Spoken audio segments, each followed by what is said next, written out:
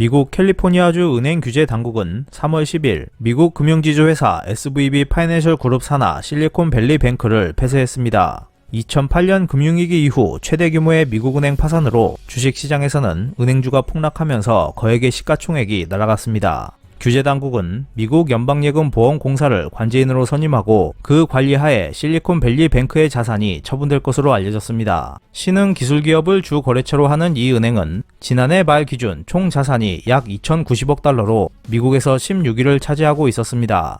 미 은행의 파산은 2008년 금융위기로 일어난 JP모건 체이스의 저축금융기관 워싱턴 뮤추럴의 파산 이후 처음입니다. 갑작스런 파산 배경은 다양하지만 미 연방준비제도이사회가 지난 1년간 적극적으로 금리 인상을 한 영향으로 스타트업 업계의 자금 조달 등 재무 상황이 악화된 것도 크게 영향을 준 것으로 보입니다. 실리콘밸리 뱅크는 최근 스타트업의 예금 인출이 폭주하자 대차대조표 관리를 위해 처분 가능한 증권 중 210억 달러를 매각했습니다. 예금 감소에 대처하기 위해 자본 조달을 시도했으나 연준의 금리 인상으로 가치가 크게 떨어진 미 국채를 18억 달러의 손실을 안고 매각해야 했고, 이 소식은 실리콘밸리 뱅크의 주가를 하루 만에 60.4%나 급락하게 만들었습니다. 스미드 캐피털 그룹의 빌 스미스는 실리콘밸리 뱅크 사태와 관련해 금리가 인상되는 과정에서 금융 시스템에 균열이 생긴 첫 신호라고 말했습니다. 미국 연방예금보험공사 성명에 따르면 실리콘밸리뱅크 본점 및 전 지점은 3월 13일 재개되며 늦어도 이날 오전에는 예금 인출에 대응할 것으로 알려졌습니다. 미국 연방예금보험공사에 의한 보호 대상의 예금 전액은 인출이 가능합니다.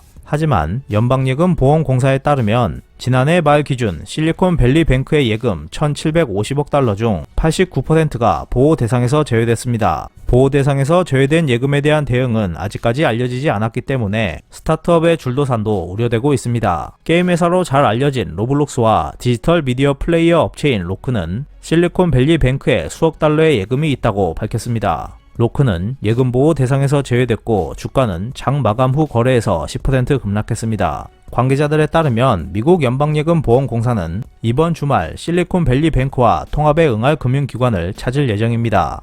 보호 대상이 아닌 예금을 지키기 위해서라도 3월 13일까지 경영 통합을 마무리하겠다는 방침이지만 합의가 이루어질지는 불투명한 것으로 알려졌습니다. 지난 3월 8일 자본 증강책을 발표한 이후 급속히 악화된 실리콘밸리 뱅크 문제는 연준 등 주요 중앙은행들이 진행하는 금리 인상 속에 시장이 안고 있는 취약성을 드러냈습니다. 로이터 통신의 추산에 따르면 미국 은행주가 잃은 시가총액은 이틀간 1,000억 달러 이상이었고 유럽 은행주는 약 500억 달러나 공중으로 사라졌습니다. 일부 애널리스트들 사이에서는 은행 섹터의 숨은 리스크나 자금 조달 비용 상승에 대한 취약성이 더욱 파급될 것이라는 우려도 나오고 있습니다. 웨일런 글로벌 어드바이저의 크리스토퍼 웨일런 회장은 실리콘밸리 뱅크는 빙산의 일각일 뿐이다. 다음 주에는 피바람이 불지도 모른다. 비교적 큰 은행들에 대해서는 우려가 적지만 중소은행들은 어려움을 겪을 것이며 이들 다수는 자기 자본을 확충해야 할 것이라고 전망했습니다. 미 재무부의 성명에 따르면 옐런 재무장관은 3월 10일 연방준비제도 이사회, 미국 연방예금보험공사, 통화감독청 관계자와 실리콘밸리 뱅크의 동향에 대해 회담했습니다. 옐런 장관은 은행 규제 당국이 적절히 대응하는 데 전폭적인 신뢰를 갖고 있으며 은행 시스템은 여전히 탄력적이고 규제 당국은 이 같은 사건에 대응할 수 있는 유효 수단을 갖고 있다고 지적한 것으로 알려졌습니다. 백악관도 금융당국에 대한 신뢰를 표명했습니다. 미국 대통령 경제자문위원회 라우즈 위원장은 미국 은행 시스템이 2008년 금융위기 때보다 근본적으로 완강하다고 강조했습니다.